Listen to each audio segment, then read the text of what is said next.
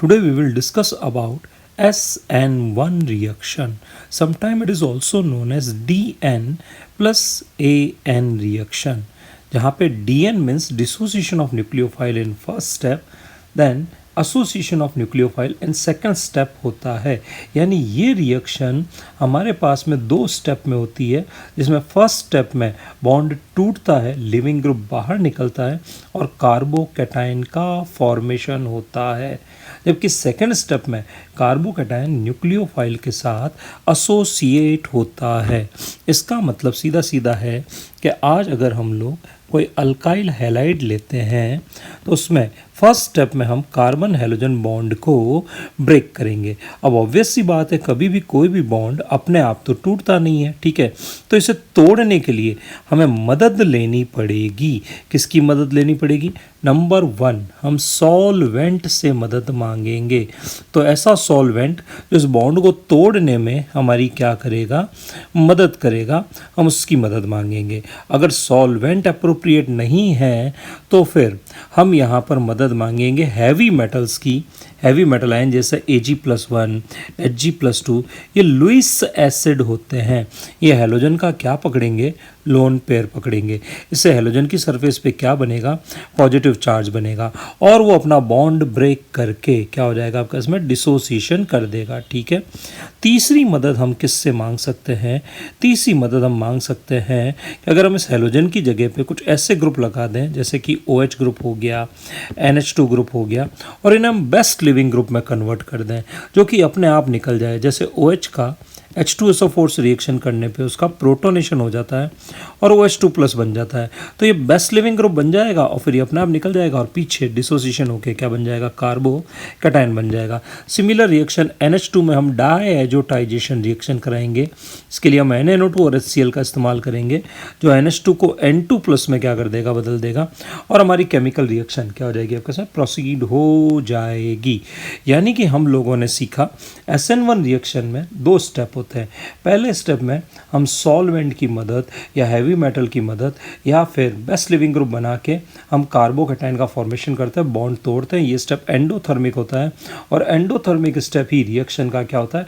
RDS होता है, ठीक है। फिर जब कार्बोकैटायन बन जाएगा तो वो कार्बोकैटायन कॉम्बिनेशन रिएक्शन करेगा, मतलब कंबाइन होगा। वेरियस न्यूक्लियोफाइल जो मीडियम में पड़े हुए होंगे उनके साथ में एक कॉम्बिनेशन करेगा। अगर न्यूक्लियोफाइल नहीं है तो पोलर प्रोटिक सॉल्वेंट से ये क्या कर लेगा? कॉम्बिनेशन कर लेगा, प्रोडक्ट बना देगा। इस स्टेप में क्योंकि बॉन्ड बनेगा, एनर्जी रिलीज होगी, ये एक्सोथर्मिक स्टेप होगा, तो फास्ट स्टेप होगा। यानी सेकंड स्टेप RDS नहीं होता है। तो इस रिएक्शन को हम DN देन AN रिएक्शन भी कहते हैं, ठीक है। चलिए स्टार्ट करते हैं। सबसे पहले फोकस करते हैं DN ओनली या DN AN पूरी रिएक्शन देख लेते हैं। तो हमारे पास जो SN1 रिएक्शन होती है वो दो स्टेप में होती है, जैसा कि मैंने बताया। First step DN dissociation of nucleophile होता है।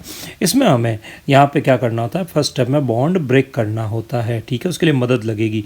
यानी SN1 रिएक्शन कभी भी अपने आप नहीं होती है, हमें उसके लिए मदद लेनी पड़ती है। किसकी? सॉल्वेंट, जो कि पोलर प्रोटिक सॉल्वेंट होता है, ठीक है। या फिर हमें मदद लेनी पड़ती है आपके पास में हैवी मेटल्स की, या फिर हमें मदद लेनी पड़ती है इस X को हम बेस्ट लिविंग ग्रुप बना दें, OH को OH2+ बना दें, बेस्ट लिविंग ग्रुप बना के भी रिएक्शन कर सकते हैं। फर्स्ट स्टेप में बॉन्ड टूटेगा, हेट्रोलिटिक क्लीवेज होगा, कार्बोकैटायन का फॉर्मेशन होगा और हमारे पास में रिएक्शन क्या होगी? इसमें आगे की तरफ प्रोसीड होगी, ठीक है। सेकंड स्टेप में मीडियम में पड़ा हुआ न्यूक्लियोफाइल यहाँ पे क्या कर लेगा? एसोसिएशन कर लेगा। ये तो ओवरऑल रिएक्शन हुई। अब आप बोलोगे सिर्फ और सिर्फ ये जो फर्स्ट स्टेप है ये RDS हमें तो इसको पूरा डिटेल में समझाइए। तो डिसोसिएशन कभी भी अपने आप नहीं होता। डिसोसिएशन करने के 3 तरीके होते हैं। हम पहला स्टेप लेते हैं जिसमें हम हैवी मेटल की मदद ले लेते हैं, लुईस एसिड की मदद ले लेते हैं, ठीक है। उससे पहले हम एनर्जी लेवल प्रोफाइल देख लेते हैं। तो इस रिएक्शन को अंदर हमने देखा 2 स्टेप की रिएक्शन है। क्योंकि हमें फर्स्ट स्टेप में बॉन्ड ब्रेक करना होता है तो ये स्टेप एंडोथर्मिक होता है। तो अगर आप देखेंगे कार्बोकैटायन का बनना एंडोथर्मिक है, बॉन्ड ब्रेक किया हमने तो एंडोथर्मिक क्या होगा? इसमें रिएक्शन होगी। नेक्स्ट स्टेप में मीडियम में पड़ा हुआ जो भी न्यूक्लियोफाइल होगा वो यहाँ पे एसोसिएशन करेगा, बॉन्ड बनेगा, तो ये स्टेप हमारे पास में एक्सोथर्मिक होगा। लेकिन मैंने जैसा कि आपको पहले भी बताया था, सब्स्टिट्यूशन रिएक्शन एक शर्त पे होती है, टूटने वाले बॉन्ड की तुलना में अगर बनने वाला बॉन्ड स्ट्रॉन्ग होता है तभी रिएक्शन प्रोसीड होती है। यानी यहाँ पे टूटने वाला बॉन्ड कमज़ोर है, बनने वाला बॉन्ड स्ट्रॉन्ग है, तो इस रिएक्शन का भी नेट डेल्टा एच जो होगा वो नेगेटिव होगा और ये रिएक्शन भी कैसी होगी हमारे पास में एक्सोथर्मिक इन क्या होगी इसमें नेचर होगी। चलिए अब हम सिर्फ फोकस करते हैं फर्स्ट स्टेप जिसमें कार्बोकेटाइन का क्या हुआ है फॉर्मेशन हुआ है। एक और बड़ी मजेदार चीज़, क्योंकि फर्स्ट स्टेप रिएक्शन का आरडीएस है तो अकॉर्डिंग टू हेमंड इसकी जो ट्रांजिशन स्टेट होगी वो कार्बोकेटाइन के पास होगी, तो इसमें कार्बोकेटाइन के करैक्टर ज़्यादा होंगे। इसका मतलब अगर आप कार्बोकेटाइन को स्टेबलाइज करते हो तो ये टीएसबी क्या होगी स्टेबलाइज हो जाएगी, अपने लेवल से नीचे आएगी, एक्टिवेशन एनर्जी कम हो जाएगी और इस रिएक्शन की रेट ऑफ रिएक्शन क्या हो जाएगी इसमें बढ़ जाएगी। यानी इस रिएक्शन की स्पीड को आप अगर बढ़ाना चाहते हो तो कार्बोकेटाइन को क्या बनाइए स्टेबल बनाइए। जैसे कि 1 degree 2 degree 3 degree alkyl halide में generally 3 degree alkyl halide stable carbocation बनाता है, ठीक है। लेकिन कुछ 1 डिग्री कार्बोकेटाइन बहुत ज़्यादा स्टेबल होता है। जैसे कि अगर आपने मान लीजिए यहाँ से अगर आपने बॉन्ड ब्रेक किया तो हमारे पास जो कार्बोकेटाइन बनेगा वो भले ही 1 डिग्री होगा लेकिन वो डांसिंग रेजोनेंस की वजह से बहुत ज़्यादा क्या होगा इसमें स्टेबल होगा। तो मैं ये नहीं कहूँगा कि ये रिएक्शन सिर्फ 3 डिग्री में होती है, ये रिएक्शन संसार के उन सारे अल्काइल हैलाइड या उन सारे सबस्ट्रेट के अंदर होती है जिनका कार्बोकेटाइन क्या होता है स्टेबल होता है। चलिए फर्स्ट स्टेप पे फोकस करते हैं जिसको हम डिसोसिएशन बोलते हैं। डिसोसिएशन 3 तरीके से किया जा सकता है। नंबर 1 हैवी मेटल की मदद से। अगर हम लोग बात करें Ag+1 Hg+2, अगर हम इस तरह के हैवी मेटल्स का इस्तेमाल करें तो इन हैवी मेटल आयन के अंदर मज़ेदार बात होती है, इनमें इलेक्ट्रॉन n-1d में फिलअप होता है, इनका ns खाली होता है, np खाली होता है, nd खाली होता है। तो ये अच्छे तगड़े क्या होता है इसमें लुईस एसिड होते हैं। ये अगर हम लोग यहाँ पे मिलाते हैं तो ये सबसे पहले हैलोजन का लोन पेयर कैप्चर करते हैं। जैसे ही हैलोजन का लोन पेयर कैप्चर करेंगे हैलोजन पे प्लस बनेगा, ये अपना बॉन्ड ब्रेक करेगा और मीडियम में क्या बना देगा एक कार्बोकेटाइन क्या कर देगा इसमें बना देगा। तो हैवी मेटल की प्रेजेंस के अंदर आप चाहें तो लिविंग ग्रुप को निकाल के क्या जनरेट कर सकते हैं कार्बोकेटाइन जनरेट कर सकते हैं।